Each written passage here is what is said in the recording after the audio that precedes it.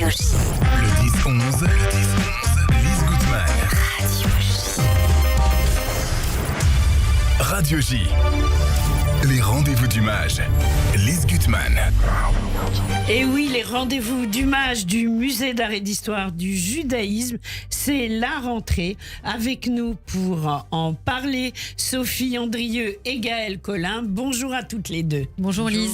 Alors Sophie, donc vous êtes responsable de la programmatrice de l'auditorium du mage et beaucoup d'autres choses aussi, puisque vous nous parlez toujours avec passion de tout ce qui s'y passe. Quant à Gaëlle, vous dirigez là, on peut dire la librairie, le pôle librairie du mage, dans lequel j'essaye de ne pas rester trop longtemps à chaque fois que j'y vais, parce que je repars jamais les mains vides, tellement c'est bien organisé, tellement on a toutes les dernières parutions. N'hésitez pas, résister à la tentation, c'est dur dans la librairie du mage. J'ai raison? Oui, c'est ce que beaucoup de visiteurs voilà, nous disent.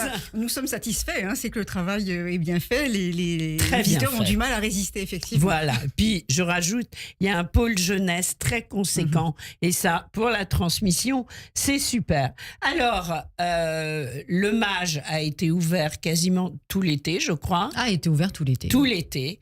Et là, la grande rentrée, c'est un événement, en fait, que tout le monde attend, qui est presque un rendez-vous. C'est le dimanche 7, les journées européennes de la culture juive au mage. Quel est le thème cette année, Gaëlle? Alors, le thème, c'est la bande dessinée, et c'est pourquoi la journée s'intitule... Non, le thème des journées, européennes, c'est le peuple des livres. Le peuple des livres. Voilà. Oui. Alors, nous accompagnons ce sujet en abordant le thème de la bande dessinée. Oui. Et la journée s'intitule donc Shebam Po Blop Wiz, journée BD au Attendez, mage. j'ai pas fait. Alors, oui, j'ai du mal à le dire. Et le grand Serge n'est pas là avec nous. Shebam Po Blop Wiz, on va le montrer à l'antenne. Ah voilà, on le voit pas, c'est pas grave. Journée BD au musée et Shebam Po Blop Wiz, en fait, ce sont des onomatopées qu'on retrouve dans toutes les bandes dessinées. Donc, et voilà, ça y est, c'est bon, je les monte, c'est le programme. Et donc, ce sera dimanche de 10h à 18h. Alors, qu'est-ce qui va s'y passer? Vous y serez toutes les deux? Oui, bien sûr. Même toute l'équipe du mage est mobilisée pour cette mobilisée. journée. C'est un peu notre grande rentrée. Oui. Moi, je passerai vous voir vers midi. Ça y est, le rendez-vous est pris. Alors, c'est parfait. Oui. C'est vrai que tout le musée est sur le pont. Et donc, il y a des activités dans différents endroits du musée qui ponctuent toute la journée. Donc, cela commence avec des ateliers pour les familles et les enfants qui sont déjà complets. Il faut le dire, qui sont des ateliers autour de l'œuvre de Johann Sfar, Le chat du rabbin et Le petit vampire. Oui. Il y aura aussi des visites guidées. Alors, une visite dès le matin à 11h avec l'extraordinaire conférencière qui est Raphaël Laufer-Krigier autour de la bande dessinée. Enfin, une visite dans les collections au prisme de la bande dessinée. Super. Et ça va être un régal. C'est déjà plein ou pas? Alors, en fait, les inscriptions pour les visites guidées et les visites rencontres flash qu'on va évoquer sont à faire le jour même, 15 minutes en avance dans la cour du musée. Voilà. Donc, on vient tôt pour pas avoir à faire la queue, etc. D'accord. Il y aura également des visites, des rencontres flash avec des conservatrices du musée, Claire de Comps autour des livres illustrés de la collection permanente.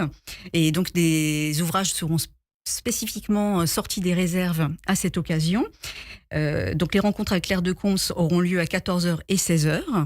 Et il y aura également 2 rencontres flash avec la conservatrice Pascale Samuel à 14h30 qu'on connaît et 15h30. bien, qui vient dans le studio, oui. Parfait, qui présentera exclusivement pour cette journée 10 planches originales acquises par le musée, des dessins de Luz pour l'album qu'il avait fait autour de l'œuvre d'Albert Cohen, Ô vous frères humains, que le musée avait exposé d'ailleurs dans le foyer de l'auditorium pendant quelques mois.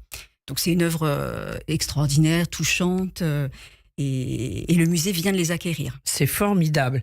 Donc, ça va être une journée haute en couleurs. Il va y avoir des auteurs de bande dessinée qui vont venir dédicacer, j'imagine. Oui. Des livres en vente et puis aussi la brocante des livres également. Voilà, alors que la tout le monde traditionnelle attend. braderie de livres d'occasion. Moi, je des dis la centaines de titres. brocante, mais ça s'appelle pas comme ça. Une brocante Voilà. de livres, vous avez Oui, raison. oui. Non, mais je parle, j'ai pas regardé le programme, je connais, donc Oui. voilà.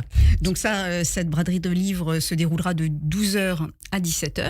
Oui. Et puis bien sûr, le traditionnel salon du livre également, qui accueillera une trentaine d'auteurs, alors des BDistes, scénaristes, dessinateurs, auteurs. Et je crois que justement, Johann Sfar sera là de 14h à De 14h à 15h30. 15h30. Oui. Voilà. Alors il y a une trentaine d'auteurs, on ne va pas pouvoir évoquer Non, évidemment on chaque, peut en donner quelques-uns chaque quand titre, même. chaque personne. Mais oui, alors on présentera par exemple des albums qui viennent tout juste de paraître hier. Donc en l'occurrence, le dernier album de Jérémy Dresse. Ah Les bah oui, qui fantômes de va la être rue mon Fréta. invité, Jérémy. Ça, Bien c'était sûr. incontournable. Oui. Et puis je pense que de nombreux auditeurs le connaissent très bien. Voilà. On a déjà parcouru et lu ses son- albums de ces dernières Son années. album sur Varsovie, entre autres. Oui, oui. Donc évidemment Johann Sfar qui a fait paraître hier un nouveau carnet chez Gallimard, 100 ans sans solitude. Nous aurons en avant-première un album qui paraîtra un peu plus tard dans le mois sur la figure d'Emma Goldman. Magnifique. Donc cette femme, grande femme anarchiste russo-américaine, Féministe, américaine, qui était à la tête des luttes. Oui. Mhm. Et donc ça, c'est un album qui a été fait par Léa Gauthier, qui est une philosophe de l'art et qui a traduit de nombreux textes d'anarchistes et en l'occurrence d'Emma Goldman. Nous aurons également des albums coup de cœur, comme celui qui est apparu en 2023 d'après l'œuvre de Rachel Kahn. Donc elle sera présente pour Rachel, oui. dédicacer l'adaptation de son roman autobiographique Les grandes et les petites choses. Nous aurons également Didier Passamonique, Dominique Messica, Constance Lagrange, enfin voilà, plein d'auteurs qui ont ces dernières années fait paraître des titres. Ça va être une journée haute en couleurs. On va pouvoir se restaurer dans la cour du musée Sophie Andrieux. Oui, alors je crois qu'on a un food truck pour ce jour-là afin de pouvoir se régaler de boissons et de mets salés et sucrés. Je crois alors Fan Épluche travaillera dans la cour du musée pour offrir ses spécialités végétariennes. Et c'est aussi une proposition un petit peu éco-responsable. Voilà, avec très peu de plastique. Et puis, bien sûr, les petites salades orientales, le houmous. D'accord, tout ce qu'on aime. Ça va être une super journée. Alors, on vient, c'est à partir, Sophie, de... C'est à partir de midi. Oui, de midi. Le musée ouvre à 10h et il y a des conférences qui commencent un peu plus tôt. Enfin, vous verrez bien sûr tout le programme en ligne. Bien sûr, il faut qu'on évoque l'auditorium. Alors, l'auditorium, justement. Alors, l'auditorium fera partie de la fête, donc avec notre premier événement de rentrée qu'on a toujours grand plaisir à organiser à l'occasion des Journées européennes de la culture juive. Et donc, on reçoit bien évidemment un auteur de BD. Un auteur de BD qui s'appelle Jules, peut-être vous le connaissez, j'espère, et il a peut-être été déjà invité à ce micro. Il est notamment donc l'auteur des Nouvelles Aventures de Lucky Luke. Et c'est lui qui, pour la première fois depuis 80 ans d'existence de Lucky Luke, qui a fait intégrer, disons, les Juifs dans les aventures de Lucky Luke avec son album La Terre Promise. Qui nous a vraiment ravis et beaucoup fait rire. Et, on l'avait adoré cet album. Ouais, il est génial et qui illustre donc cette journée. Et on le remercie d'ailleurs de nous avoir accordé les droits pour utiliser donc l'illustration de la couverture de La Terre Promise. Oui. Et il viendra un peu nous raconter comment, dans ces BD qui n'ont rien à voir avec les Juifs, si on peut dire, comme Silex and the City, où il faut tuer José Bové, il arrive à mettre des références à la culture juive qui lui est chère, qui est importante pour lui. Voilà, donc notamment aussi dans La Planète des Sages, où donc il peut faire entrer des rabbins préhistoriques ou des Shlomo sapiens, comme il dit dans Sex and the City. Donc ça promet d'être une rencontre d'1 heure. Passionnant. Il est seul en scène et ça promet d'être intéressant et très drôle aussi. Et c'est vous qui le recevez, Sophie? Ah, il se reçoit tout seul. Enfin, on le reçoit, mais il sera tout seul sur scène. Il sera tout seul sur scène, voilà. D'accord. Mais, ok. Mais je le Alors, reçois. Donc, Jules à voir absolument, donc, à rencontrer. Il sera seul en scène et après parmi les auteurs voilà, au salon pour du dédicacer. livre. Hein. C'est ça. Voilà. Donc, bravo pour cette journée exceptionnelle. Bravo à toutes les deux. Bravo Gaëlle Collin, parce que c'est un sacré travail tous les ans. On va maintenant continuer à évoquer la programmation du musée. Et là, un dossier incroyable, la journée sur les Juifs d'Amazonie. Comment est venue l'idée? Alors, l'idée est venue très simplement parce que peut-être vous avez remarqué que c'est la saison Brésil-France. Bien sûr. Depuis déjà le mois d'avril, donc Paris-Plage était paré aux couleurs du Brésil. Et donc, on a eu envie aussi en cette rentrée de nous aussi se mettre un peu sous les auspices brésiliennes. Et donc, on vous propose une journée le 14 septembre, donc le dimanche suivant la journée européenne de la culture juive, qu'on consacre au Brésil. Alors, le matin, j'ai eu envie de faire découvrir ou redécouvrir au public le film Sarava de Pierre Barou. Ah oui. C'est un peu notre petite Madeleine Bien de sûr. Proust du dimanche matin, quoi, si on peut dire. Donc c'est là, on projettera ce film donc réalisé en 1969. Pierre Barou, les auditeurs le savent, c'est donc le compositeur merveilleux de la musique du film Un homme et une femme de Claude Lelouch. Mais pas que, c'est un grand amoureux du Brésil. Voilà. Et il était d'origine judéo-espagnole, Gaël. On l'a bien connu. Gaël, tu l'as bien connu aussi? Non, moi je ne l'ai pas connu, mais effectivement, Bon, nous, on connaît sa fibre judéo-espagnole. Voilà. Non, mais on l'avait reçu à la radio dans l'émission judéo-espagnole. Il était venu nous en parler à l'époque. D'ailleurs, écoutez quelques instants. Voilà, on est dans l'ambiance. Être heureux, c'est plus ou moins ce qu'on cherche. J'aime rire, chanter, et je n'empêche pas les gens qui sont bien. Merci à Serge Surpin, à la réalisation technique. Donc oui, on est dans l'ambiance de Pierre Barou, Voilà, un amoureux du Brésil. Oui, c'est vrai qu'il aimait dire qu'il était le Français le plus brésilien de France. Oui, c'est vrai. Mais il est né à Paris en 1934 d'une famille donc juive originaire de Turquie. Il a été caché enfant dans un village de Vendée, avec la région avec laquelle il a gardé donc des attaches très fortes tout au long de sa vie. Et donc le documentaire qu'on va donc présenter se passe à l'hiver 1969.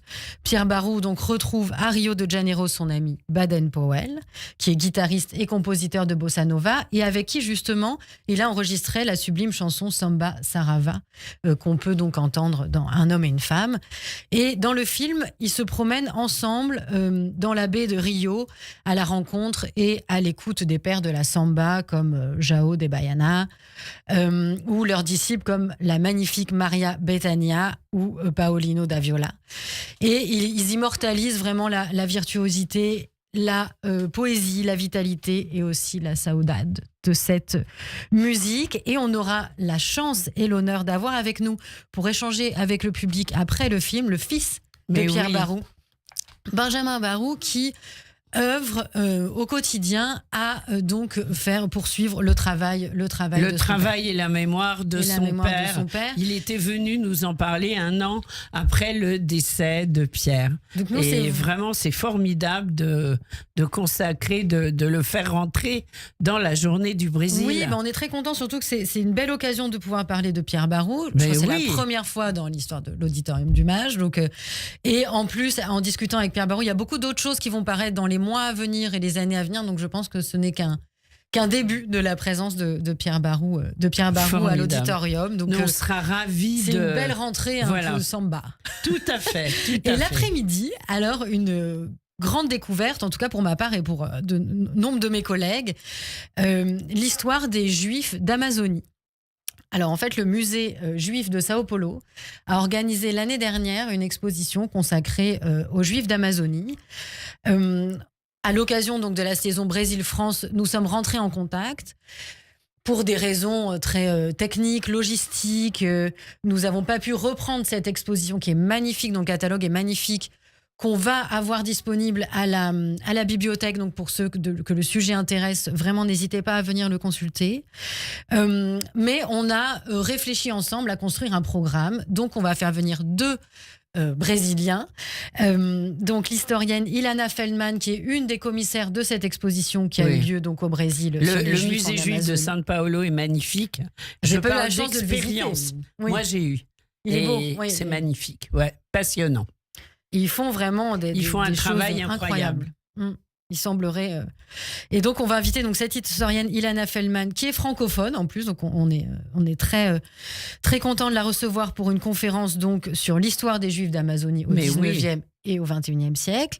Et on recevra aussi le réalisateur Diego Lacht, donc, qui vient de réaliser, et on présentera en avant-première son documentaire sur les Juifs d'Amazonie, et notamment sur cette communauté. D'accord, une petite communauté, mais très vivante et très active de 5000 âmes, mais qui vit encore, notamment dans les villes de Belém ou Manaus. Et puis, il y a une très belle communauté à São Paulo aussi, avec tout ce qu'il faut pour se faire plaisir. J'avais envie de le dire parce que c'est lié. En tous les cas, en attendant, comme on ne va pas, c'est la rentrée, les vacances, c'est terminé, rendez-vous au Mage. Voilà, pour encore un peu de soleil. Voilà, pour cette journée incroyable.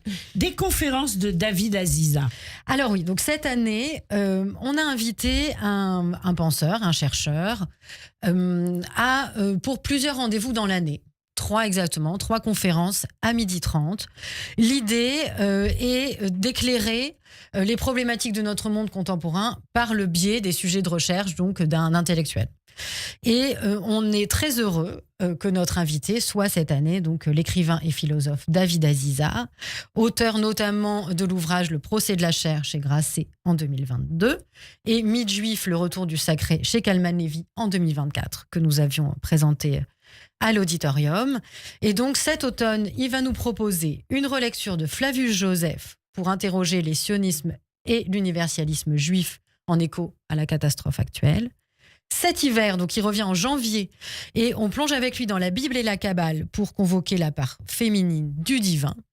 Et en fin du printemps, juste avant l'été, il explorera les métamorphoses du golem. Magnifique. Donc c'est vraiment 3 conférences à suivre évidemment dans l'auditorium à 12h30, mais on reviendra sur les dates donc en septembre, en décembre et en juin, et à retrouver sur notre chaîne YouTube. Bien sûr. On va en reparler. Et on va en reparler.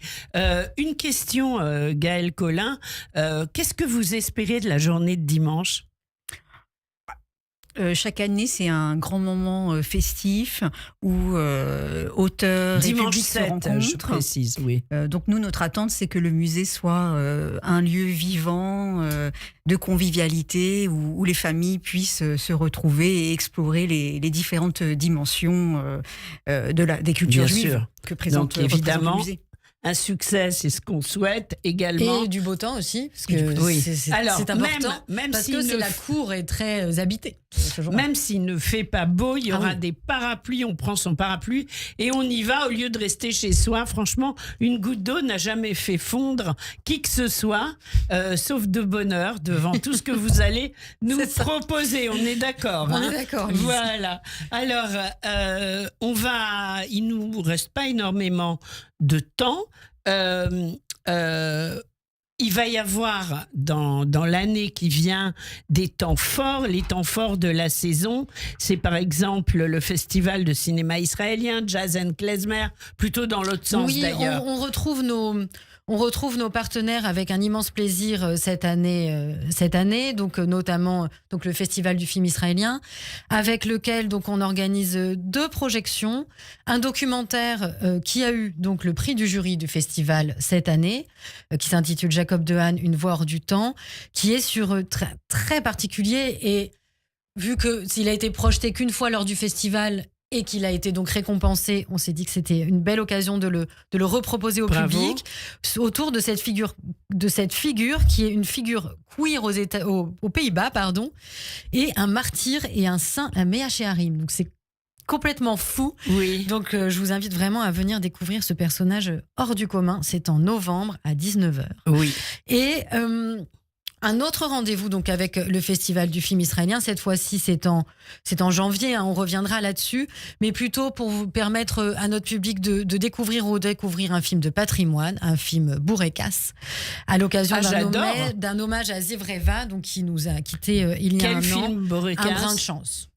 Tipat Mazal, un brin de chance, bien sûr. À voir absolument. Il y a du judéo-espagnol dans... Je ne crois pas. Non, il y en a. Je crois qu'il y en a un petit peu. Bon, ça nous fera du bien de le revoir. Au niveau culturel, on y va. Gaël et moi, on y va. Voilà. Je vous invite. D'accord, avec plaisir. Et donc, on retrouvera à cette occasion nos amis du festival israélien.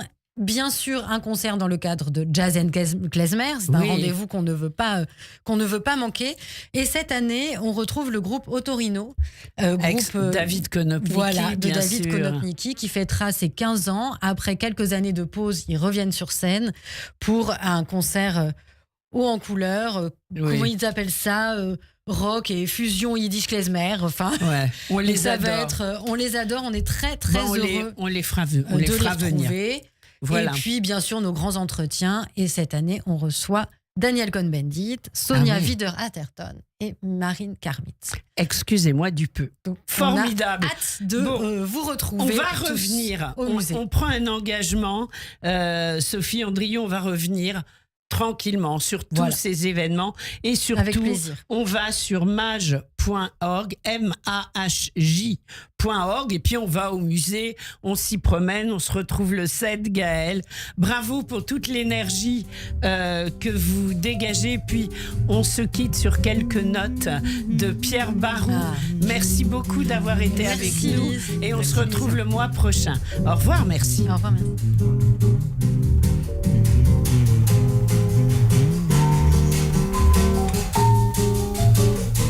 Être heureux, c'est plus ou moins ce qu'on cherche. J'aime rire, chanter, et je n'empêche pas les gens qui sont bien d'être joyeux.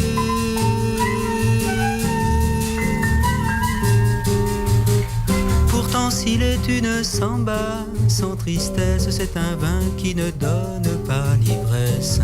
Un vin qui ne donne pas l'ivresse. Non, ce n'est pas la samba que je veux.